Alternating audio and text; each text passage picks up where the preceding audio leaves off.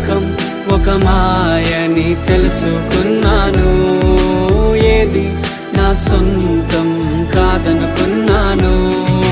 తప్పిపోయిన కుమారుని నేనైతే నా కొరకై నిరీక్షించే తండ్రి నా యేసు. తప్పిపోయిన కుమారుని నేనైతే నా కొరకై నిరీక్షించే తండ్రి నా యేసు.